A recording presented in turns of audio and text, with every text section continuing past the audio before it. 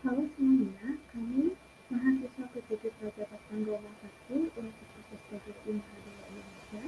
Pada video ini kami akan menyampaikan hasil diskusi kelompok kami terkait pada mata kuliah pembelajaran sosial emosional pada titik 2, yaitu peran guru sebagai teladan pembelajaran keterampilan sosial emosional pada demonstrasi kontekstual.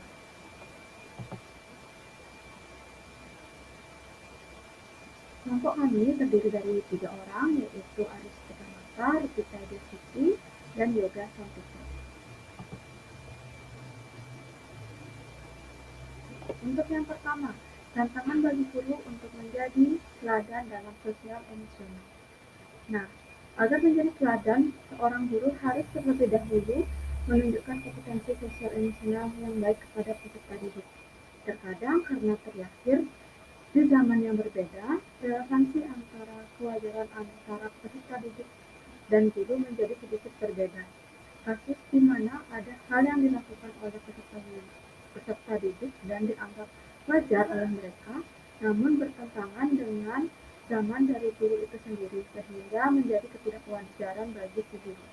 Kasus seperti ini akan dikembalikan lagi kepada kompetensi dari guru itu sendiri, di mana seberapa jauh dia berkeinginan untuk mengenal peserta didiknya masing-masing. Itulah tantangan bagi guru dalam menjadi teladan dalam hal sosial emosional.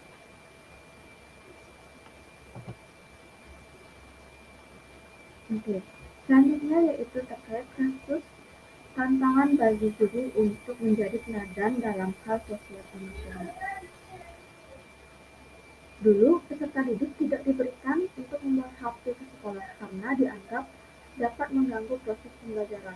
Di sisi lain, hal tersebut bertentangan dengan pengetahuan yang dapat diakses dari mana saja melalui teknologi masa kini. Dua perbedaan ini sering menjadi dilema bagi guru dan peserta didik di sekolah.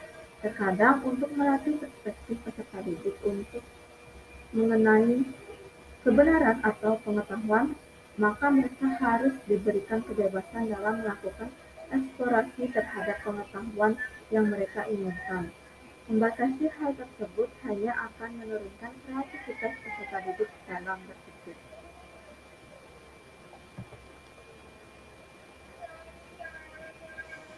Dukungan dari sekolah untuk pembelajaran sosial emosional dapat berupa: yang pertama, melakukan persamaan persepsi dengan guru-guru setiap mata pelajaran mengenai kompetensi sosial emosional yang wajib diterapkan di kelas. Yang kedua yaitu memberi fasilitas seperti LCD proyektor untuk menampilkan video yang dapat menginspirasi peserta didik dalam mengembangkan sosial emosional. Yang ketiga yaitu mengadakan kegiatan sekolah di luar kegiatan pembelajaran seperti pertamukaan dan study tour.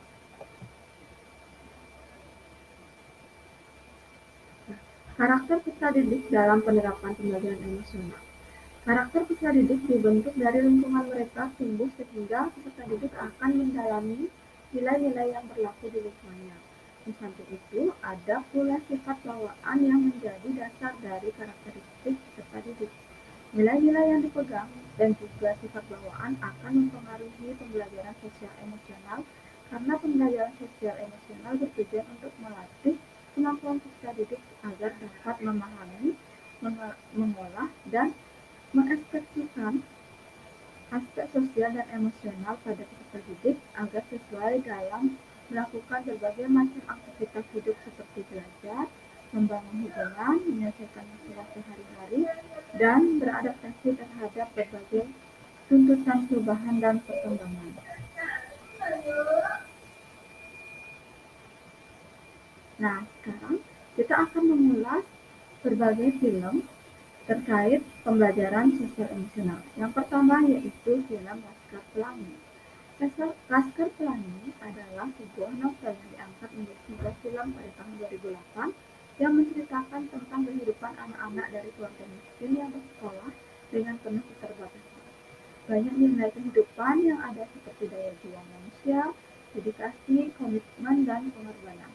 Keberhasilan peserta didik dalam film bukan hanya sekedar perjuangan usaha hidupnya saja, melainkan adanya peran guru yang telah menelarkan nilai-nilai kehidupan yang positif. Nah, nilai yang terkandung dalam film Laskar Pelangi yang pertama yaitu kegigihan dari guru yang menuntun dan membimbing peserta didik untuk mencapai potensi yang dimiliki dengan maksimal. Guru memiliki dedikasi yang tinggi untuk membantu peserta didik belajar dan tumbuh meskipun peserta didik menghadapi tantangan berupa keterbatasan sumber daya dan budaya yang konservatif. Yang kedua yaitu anak-anak yang menunjukkan kegigihan, semangat tekad keras untuk menimba ilmu sehingga mampu memperoleh prestasi dan kesuksesan dengan segala keterbatasan yang ada. Nah, apa hubungannya film tersebut dengan guru sebagai agen perubahan? Nah, guru sebagai agen perubahan artinya guru berpengaruh dalam pembaruan di dunia pendidikan. Artinya ketika menjadi seorang guru berperan untuk memfasilitasi peserta didik agar dapat belajar secara nyaman dan berhasil menguasai kompetensi yang telah ditentukan.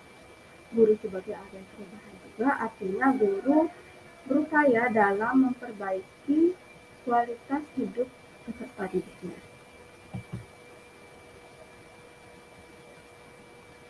Oke, selanjutnya yaitu film Dead Poets Society. Nah, pada film ini merupakan film yang mengisahkan 7 siswa yang bersekolah di suatu sekolah elit di Amerika. Seorang guru bahasa Inggris menginspirasi siswa-siswanya melalui puisi dan mengajak mereka untuk membuat kelas dengan belajar lebih bermakna dengan menggunakan cara yang unik dan variatif dengan perspektif yang berbeda. Pelajaran yang didapat dari film ini yaitu sebagai seorang guru tidak hanya bertanggung jawab terhadap penyampaian materi saja, melainkan sebagai seorang guru harus mampu mengimplementasikan metode pembelajaran yang menarik dan menyenangkan agar hubungan guru dengan peserta didik atau peserta didik dengan peserta didik terjalin dengan baik dan juga dapat membangkitkan kreativitas dan minat peserta didik dalam belajar. Hubungan film Dead Poets Society dengan pembelajaran sosial emosional. Nah, dalam film tersebut juga menyoroti pentingnya keterampilan sosial emosional pembelajaran, di mana peran guru tidak hanya membimbing dalam akademik saja, melainkan membantu dan membimbing peserta didik untuk mengembangkan keterampilan interpersonal dan emosi yang dibutuhkan dalam kehidupan. Nah, adapun beberapa hubungannya yaitu yang pertama mindfulness, yaitu guru mampu memposisikan diri dari berbagai kondisi dan keberagaman karakter peserta didik serta relasi yang baik. Yang kedua yaitu empati. Guru mampu mematahkan pemikiran kuno baik dari perspektif orang tua dan pembelajaran kaku yang lebih peka terhadap kemampuan peserta didik yang beragam. Nah, yang ketiga yaitu compassion. Guru mampu menginspirasi peserta didiknya dan mampu menuntunnya dalam mengoptimalkan potensi dan minat yang dimiliki dengan menggunakan metode pembelajaran yang tepat. Yang terakhir yaitu critical theory, yaitu guru mampu memikirkan yang menjadi kebutuhan peserta didik saat pembelajaran. Oke, untuk film selanjutnya yaitu Sekolah Rimba. Pada film ini merupakan sebuah film mengisahkan seorang wanita yang bernama Butet dalam meninggalkan karirnya yang tengah menanjak untuk mengajar membaca dan menulis pada anak-anak di sebuah suku pedalaman. Dalam perjalanannya, itu terjadi sebuah pertualangan dan persahabatan yang mengesankan antara Butet dengan Yung Sung Bungo, salah satu murid terbaiknya. Nah, pelajaran yang dapat diambil dari film ini yaitu menjadi guru adalah panggilan jiwa yang mana tidak hanya mengajar di kelas, namun memberikan pendidikan kepada masyarakat, terutama pada masyarakat yang tinggal di daerah pedalaman. Seorang guru juga perlu memiliki perjuangan dalam meyakinkan masyarakat bahwa pendidikan sangat diperlukan bagi kehidupan untuk memperjuangkan hak mereka. Hubungan film Sekolah Rimba dengan pembelajaran sosial emosional yaitu pada mindfulness-nya meyakinkan dan merenungkan diri untuk menjadi guru yang berjuang bahwa semua anak berhak mendapatkan pendidikan. Empati yaitu peduli dengan anak rimba untuk mengajar mereka. Yang ketiga yaitu compassion, memahami kebutuhan siswa didiknya dengan mengajarkan hal-hal dasar yang diperlukan dalam kehidupan. Yang keempat yaitu critical inquiry, berupaya dalam mengatasi permasalahan untuk memajukan dan meratakan pendidikan di sekolah rumah. Nah, kami ada menambahkan salah satu film yaitu Teacher's Diary. Nah, gambaran umum dari film ini yaitu film ini menceritakan tentang kisah dua guru yaitu Bu An dan Pak Song yang mengajar di sekolah Bandan di Taya, cabang rumah kapal. Sekolah ini terletak di bendungan Maiping dan memiliki akses yang susah dijangkau.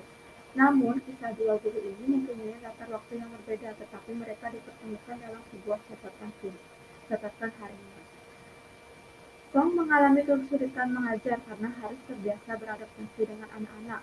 Suatu ketika, ia menemukan buku harian yang ditulis oleh guru sebelumnya yaitu An. An sangat suka sekali menceritakan apa yang ia lakukan selama mengajar setiap harinya. Buku harian An membuat Song bersemangat mengajar anak-anak. Pelajaran yang didapat dalam film Teacher's Diary ini adalah memberikan pengalaman, yaitu seorang guru harus mampu memberikan pembelajaran yang kontekstual pada peserta didik. Pembelajaran kontekstual dengan suasana yang menyenangkan akan memaksimalkan proses pembelajaran yang dilakukan peserta didik. Yang kedua yaitu mampu memotivasi.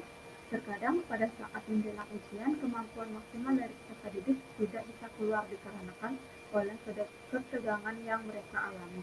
Seorang guru harus mampu berada di antara mereka guna memberikan motivasi dan semangat untuk menghadapi tantangan yang akan mereka lewati. Yang ketiga yaitu mau memahami. Guru yang baik adalah guru yang mau memahami keadaan sosial dan emosional dari peserta didik.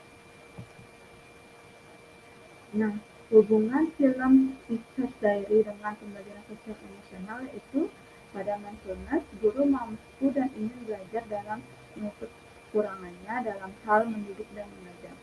Compassion yaitu guru mampu menjadi teladan bagi peserta didik meski peserta didik tidak termotivasi untuk maju pada awalnya. Yang ketiga yaitu empati. Guru mampu memahami perasaan senang, sedih, dan kecewa dari peserta didik sebagai resepsi untuk mengambil langkah selanjutnya. Dan yang terakhir yaitu critical inquiry, yaitu guru secara kritis memikirkan apa yang diperlukan dan menjadi skala prioritas dalam membelajarkan peserta didik. Baik, sekian presentasi dari kelompok kami terkait hasil diskusi. Mohon maaf apabila ada kekurangan atau salah kata. Untuk kritik dan saran sangat terbuka. Terima kasih. Sampai jumpa pada video selanjutnya.